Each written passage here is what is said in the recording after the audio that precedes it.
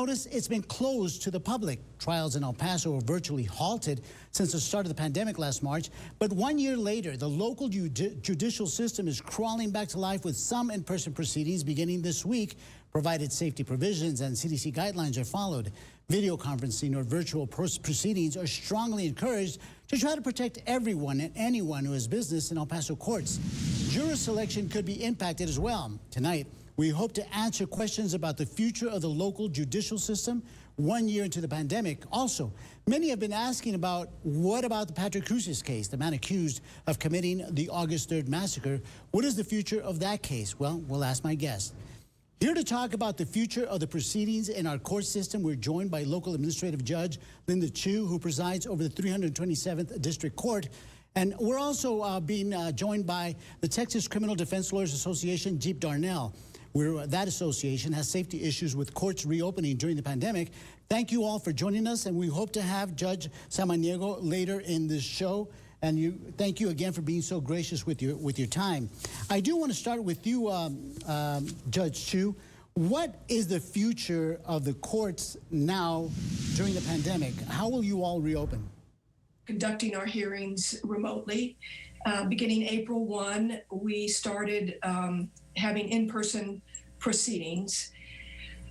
We have followed the directive of the Texas Supreme Court with the guidance of the Office of Court Administration.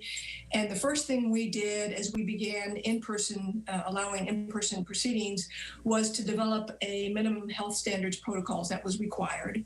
The second thing that we did was to schedule the courts. In other words, we just can't open up all the courts because that requires too many people coming in. We're worried about social distancing. We have to think about the elevators.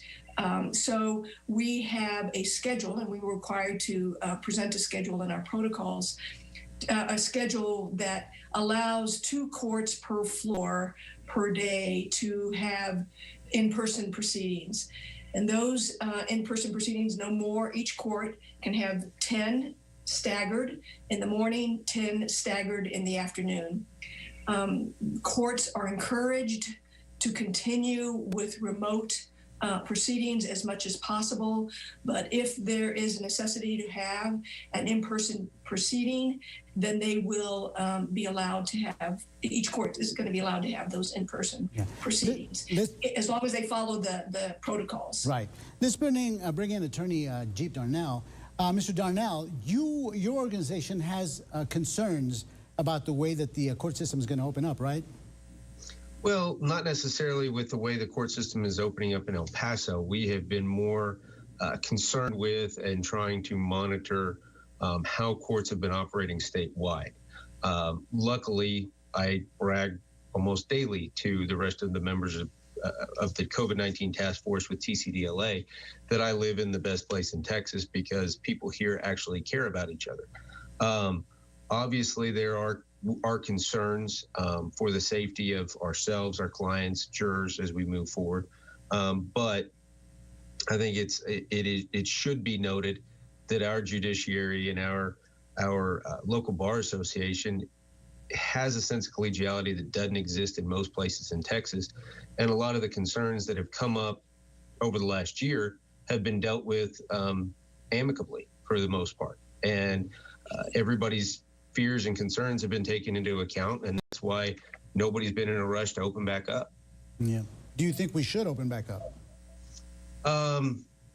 I think that as we move forward, we have to take into account everybody in the system and their safety. We need to open up at some point. There's no question. My passion in life personally is to be in trial, to try cases, to represent my clients. I'm missing out on that, and that is sad. But at the same time, I know that there's a safe way to do things, and it feels like we're on the precipice of beating this thing. And as long as we don't turn our back on science and on logic, I think eventually everybody's wish can come true, and we can get back to work in the form and fashion that we're used to and that we know works. Just Chu, do you have any idea at least how many people go on a regular basis, obviously, come through the courts And what will it look like? Is there a capacity? Is there a certain capacity, 25% capacity, what have you, of the number of people who will be permitted into the county courthouse? I don't know of a particular percentage. What we've tried to do is in our plan, in our protocols, as I said, was to limit, well, first of all, to number one, encourage that remote hearings take place as much as possible. The types of in-person hearings, maybe a suppression hearing, maybe an admonishment hearing, maybe some kind of hearing dealing with a family law issue. We have really tried to encourage, and the courts have been very, very respectful in this regard, to limit the number of people coming in to the courthouse. So if a particular court, for example, has an in-person hearing, they will give their docket to security, and then we'll know exactly who is supposed to be coming in for a particular court at a particular time. All of our courts are socially distanced so that every courtroom is marked. We have a maximum number of folks who can in the courtroom, and that's posted. We have shields up around for example, in front of the bench.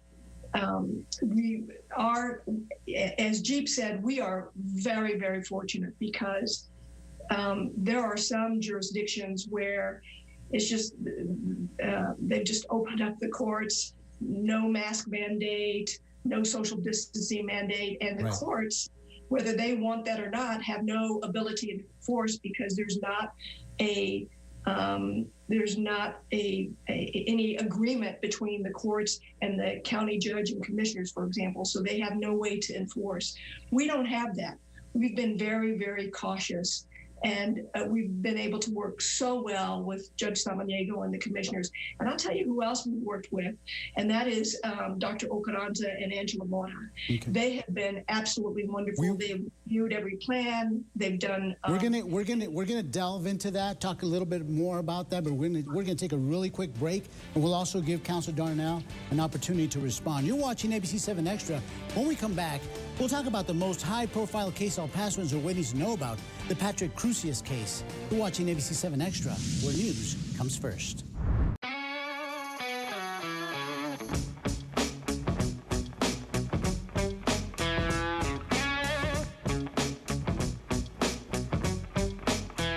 Less work time, more you time. Count on Steel to take you there. Hard-working trimmers start at just $139.99.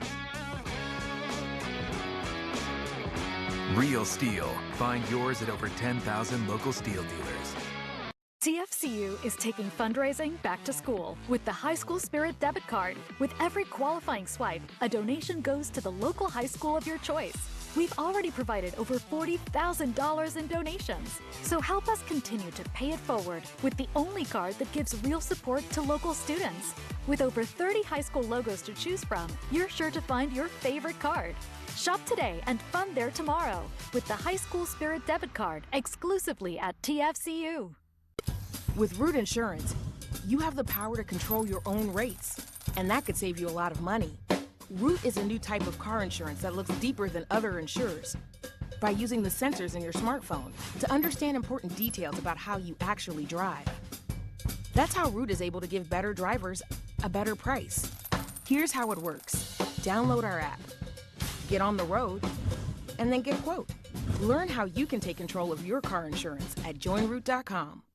El Paso, your food bank needs you now. The El Pasoans Fighting Hunger Food Bank needs volunteers to assist and distribute boxes of food for seniors, children, and families. You can also donate money. Each dollar provides 7 meals. Volunteer, donate, call. El Paso, your food bank needs you now. Learn more about the El Pasoans Fighting Hunger Food Bank at 298-0353. The El Pasoans Fighting Hunger Food Bank, 298-0353. Online at elpasoansfightinghunger.org.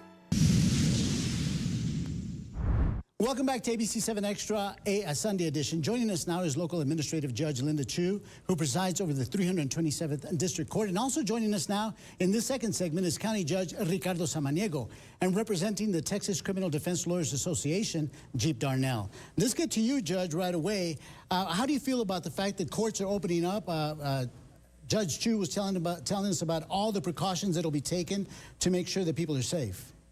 Well, absolutely. I think the first thing is the relationship and partnership we have with the court system.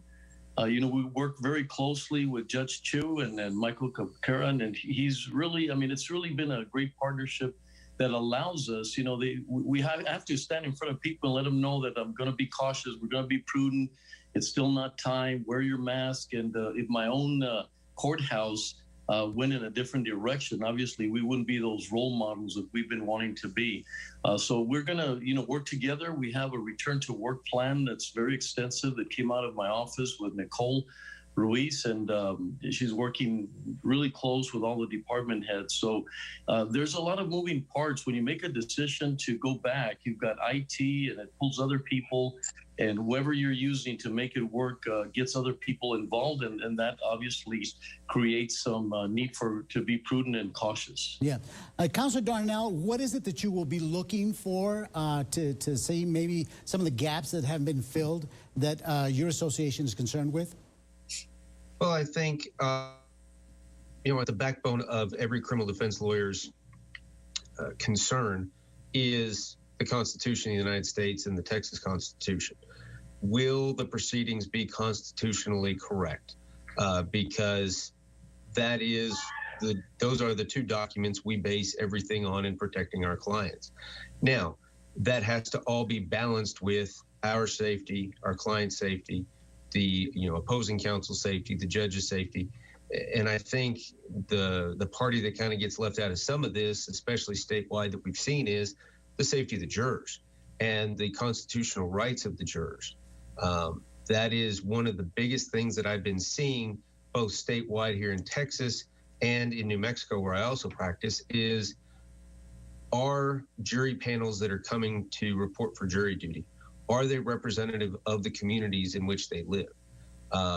We know for a fact that this pandemic has hit people of color harder than it has non-people of color.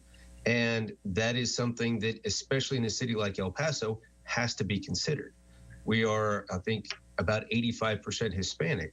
And I think there's a large majority of the people of El Paso, specifically Hispanic people, who are afraid to go into public places like a courthouse to report for jury duty. Judge Chu, how do you respond to that? Sorry. I'm sorry? How do you respond to that? I think Jeep's on target.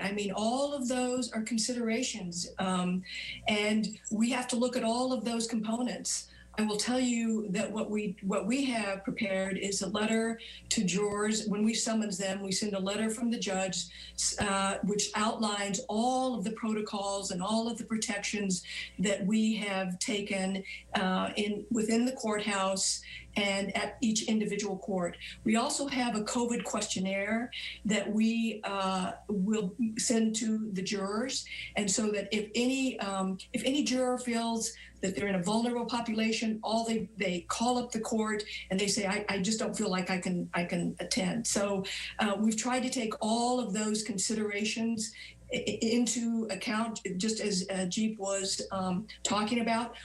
What we're going to get when we call our first jury, I don't know, and it will be, it's like putting your foot into the cold water. You can do it going in, you just don't dive in. You put your foot in and sort of a little bit at a time, and that's what we're trying to do. We're being just a little bit at a time. Other jurisdictions have already started jury trials. Yeah. We have not.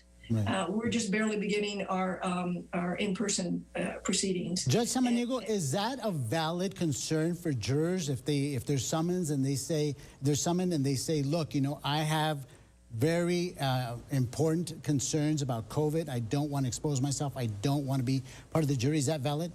Will that be taken into consideration? Well, I think they are. The only thing is that's why it's so important to get everyone vaccinated. I've seen a tremendous amount of confidence Yesterday, having done 1,800 of the J&J, and everyone very appreciative. But you see the confidence and people telling me, I feel much better. I feel I can go out more. I'm able to go out and visit with others. And I think that's my concern is that we're going a little bit ahead of ourselves. If the vaccination is the key to a lot of things, and especially the confidence. And yes, Hispanic population got hit hard, but they're also coming forth. You've seen how they're wearing their masks. You've seen how they're doing everything to protect themselves. We're one of the best, I think, in the country as far as obeying the mask. There are no mandates. They're doing it on their own. Businesses are following suit. I think if it takes a little longer, and as we move forward, and we're able to show everyone that we have a high percentage of people vaccinated, I think that's going to be the key. I sure would hate for people, and as they were saying, our attorney was saying that, as we move forward, they might not want to go, so your sample is going to be different. And that's what I would not like to happen. If your sample is getting smaller and smaller because of the fact that they're not willing to go out there, then you're not going to have the proper representation that we would normally have. So the better we do in creating that confidence, what Judge Chu is doing as far as all the protocols, what we're doing to get them ready and that they feel safe, the better the representation. And I think that's when you do the right things constitutionally as well. If you do that, if you get the right sample of people. Got it. We're going to take another quick break. You're watching ABC-7 Extra. Still ahead, what happens if the number of COVID cases begin to climb at the county courthouse? Would the courthouse shut down? I'll ask my guests when we come back. Welcome back to Talking Kia with Casa Kia. Junior, let's take some calls. Hi, do you have anything for my commute? The new 2021 Kia K5 is a great choice. Okay, next caller. I love my Kia. I'm glad to hear it. Look, let's check out some savings. Buy a 2021 Kia Soul or Kia Forte for only $199 a month. Come see us or shop safe online at CasaKia.com. Our Casa es su casa here at Casa Kia. Yeah! For the best green chili stew, you can always get the recipe from your old cookbook. And for the best place to watch the sunset, you can always get directions from your trusty map. But for the COVID-19 vaccine, getting the facts hasn't been quite that easy. So now you can go to vaccinenm.org/facts to easily find the right answers about the vaccine. Get the facts you need and the confidence you want. Visit vaccinenm.org/facts. With Long John Silver's $10 shrimp shares, you can enjoy grilled shrimp, hand-battered shrimp, or popcorn shrimp. Your choice for just $10, because now is not the time to scrimp on shrimp. Long John Silver's Fish Share.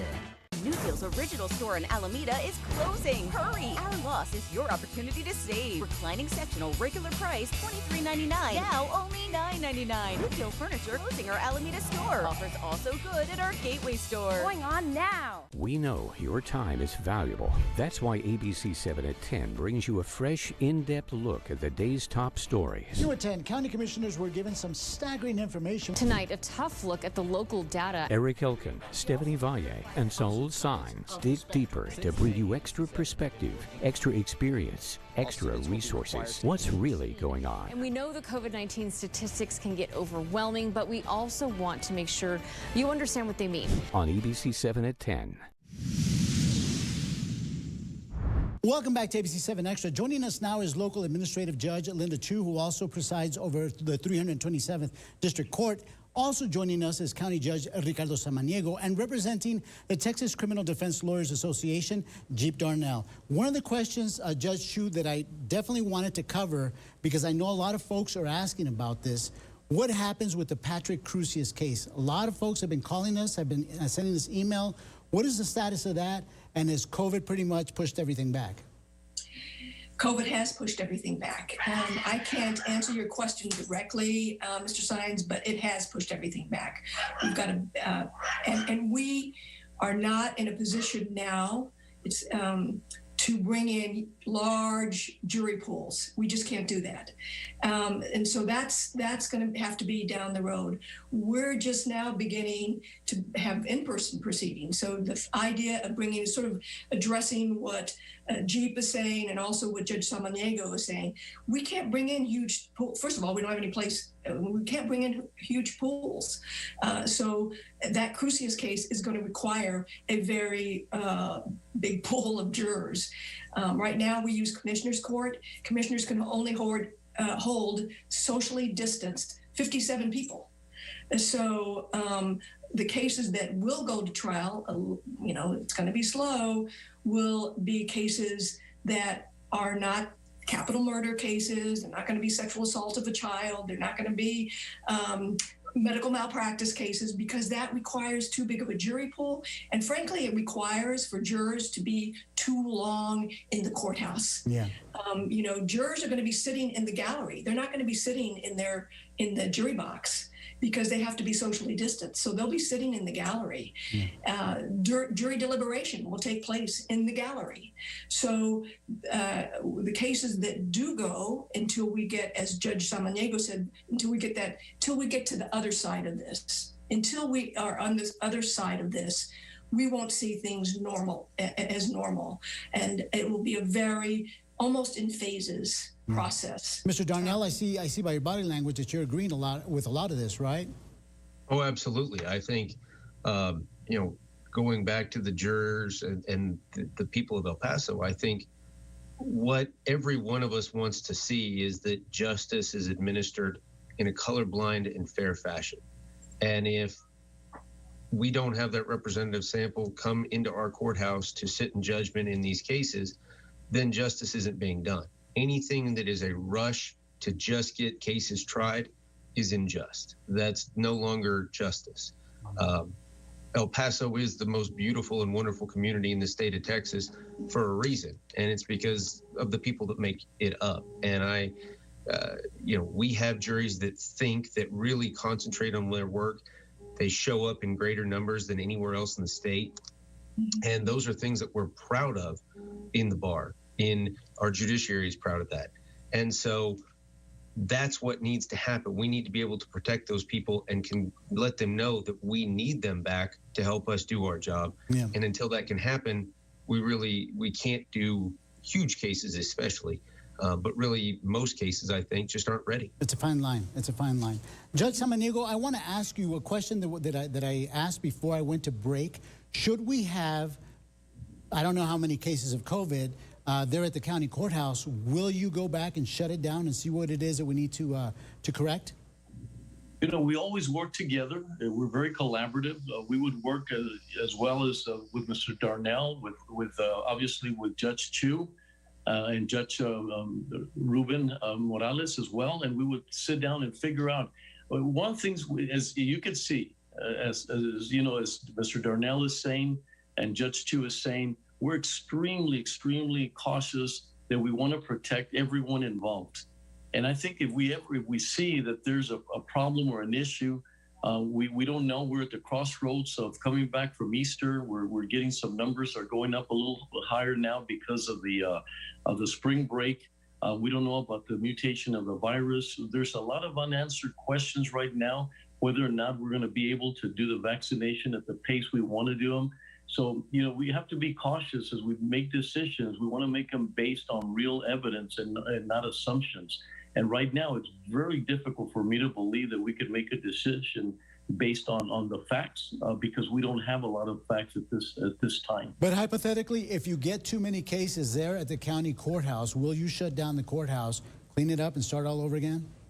Absolutely. I wouldn't shut it down. We would go down to the 25%. As you know, a lot of our employees are now working from home, and we're not expecting, even when things get normal, we found out that we could probably have between 25 and 30% of our employees still working at home because they were so productive, and because we're doing everything possible not to have large groups unnecessarily. For example, our auctions, all the things that we used to do where we had hundreds of individuals are now going to be held in other places.